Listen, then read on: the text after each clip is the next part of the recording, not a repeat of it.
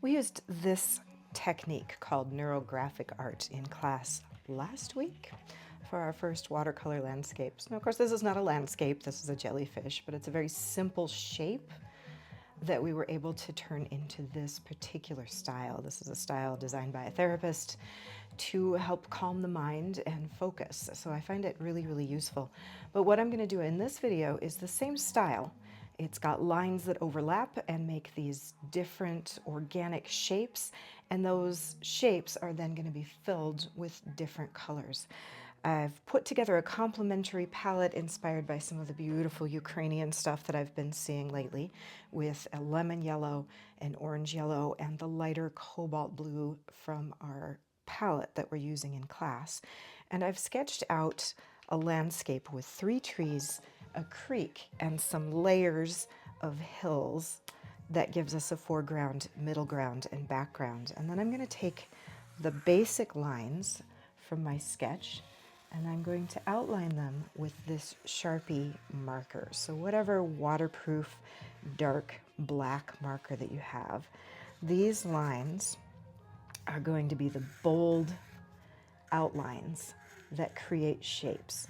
So I'm trying wherever I can to close off a shape just like that. I'm going to do the same thing over here with this grass. Rather than following exactly the lines that I've sketched, I'm going to try to create a shape with some space inside it to add color to.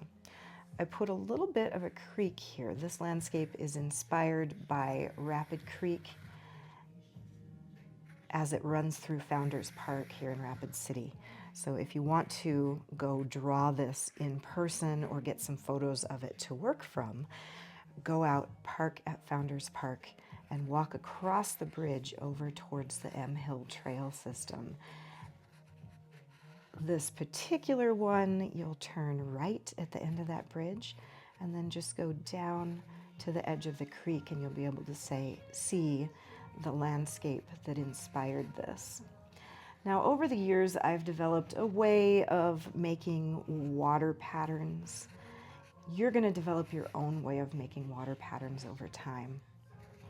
But my goal with this is to create these shapes that start to become enclosed shapes where I can put different colors when I finish my art. So taking the lines from that landscape and looking for shapes within it. I'm going to come up here and do another tree. Little root system as it comes down into the ground. And I'm going to end that where it runs into my larger foreground tree. Again, creating these enclosed shapes that I will add colors to later. There's a little triangle that I've made. I'm going to make another one here, and then I'm going to make a final triangle over here. One more triangle here from the tree in the foreground. So tree branches create a lot of triangular shapes. And that's what I'm focused on here, not so much that it looks like a tree. I did that during my sketch process, getting the lines down in basic tree shapes. But now I'm looking for the triangles. I'm looking for the angles within this, and I'm trying to create shapes that are completely enclosed wherever possible so that I can fill them in with color when I come back with my paint. So my waterproof marker here is making bold shapes everywhere I go so that they're very easy to see. And I'm taking these branches behind the other ones, creating other shapes there. Maybe one more here. I've got a little bit of a hesitation line there that can turn into a branch and enclose 2 shapes here instead of just one. That'll make it more interesting. So really thinking about shapes. I'm kind of going nonverbal with this. I know I'm talking through the video because that's what you do when you're instructing. I'm adding a few other shapes in the bark of these trees.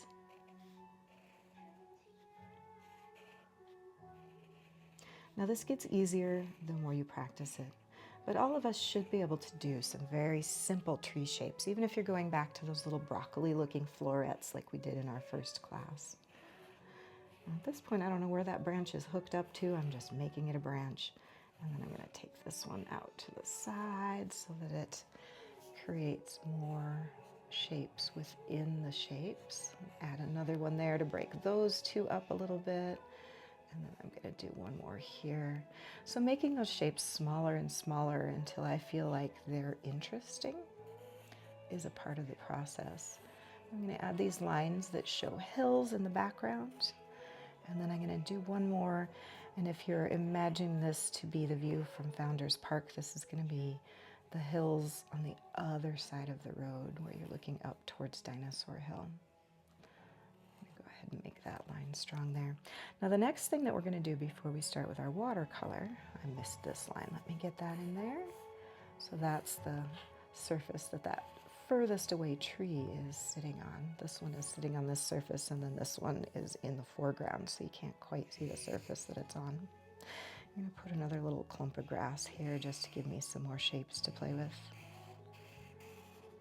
This one will probably turn out awkward because I didn't plan it, but I feel like in the grand scheme of things, it's going to be useful to have yet one more shape right there so it doesn't all turn into the same thing.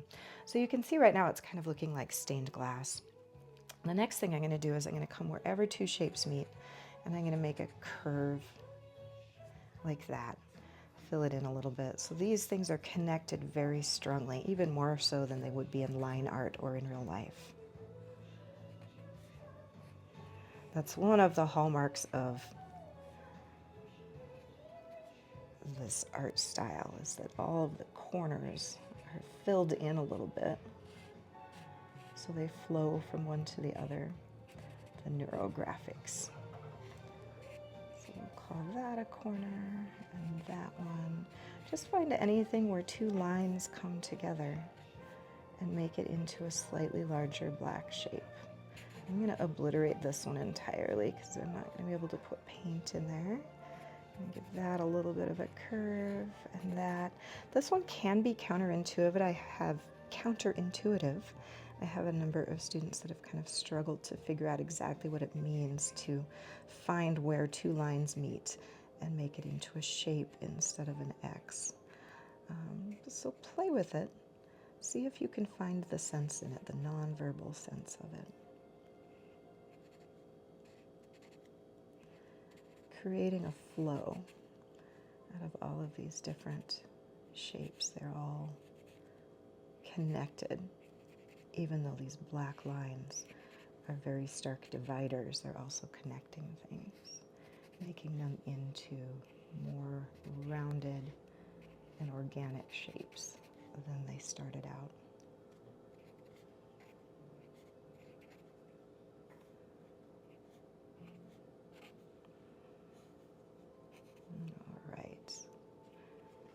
I'm going to cut that a little bit short. If I were doing this just for myself, I would probably do a lot more rounding up here in the trees, but I want you to see what we're doing here. And then one more thing, I think I'm going to put some bark shapes in the middle here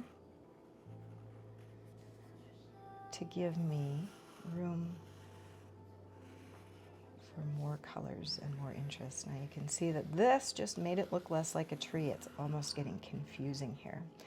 So I'm going to use blue on the trunks of the trees to start with. I'm going to start with this bigger brush, get a little more of that cobalt blue mixed up here. And I'm going to go into the largest area of this largest tree. Now this paint is going to be allowed to get lighter and darker as I'm painting with it. I'm going to fill in the shapes, but you'll see I started with a pretty dark color, and rather than refilling that color and making the whole shape dark, I'm allowing it to get lighter as the paint runs out of my brush. And I'm just following those stark black lines that I put in there with my Sharpie. Now I'm going to start in another spot. This is all the same shape. There's no lines dividing this. So I'm going to stick with this cobalt blue that I have mixed up on my palette for this entire tree shape. So I mixed up quite a bit of it to begin with, the blue and the two yellows, and I've got them over here with water on them, ready to mix up more, because you always have to mix more when you're doing this. It's okay if I overlap those thick black lines a little bit, but mostly I'm painting inside the lines here. So I've created a structure for myself, and I'm going to stick with it as much as possible. So I'm exploring this shape that I created, and it's the entire tree.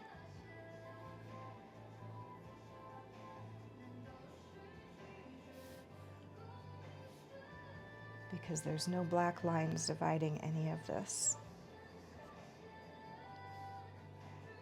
When it starts to go really white, that's when I'm picking up more color and starting over. So this shape is all going to be blue, but there's lighter and darker areas in it. And that's the way I want it. The paper's wrinkling up here and making that pigment flow into the low spot.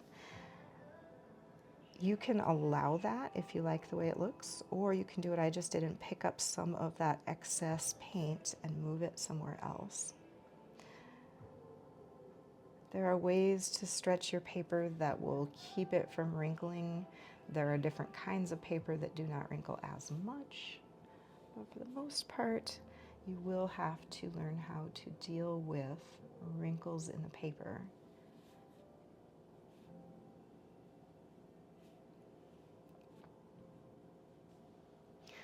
So I'm going to go with each one of these shapes and fill it in with one of my colors. And I will come back and show you the finished product. Go ahead and give yourself a start with a little bit of a line drawing of a landscape, of flower, or even go back to our jellyfish idea and give this a try while I finish this one.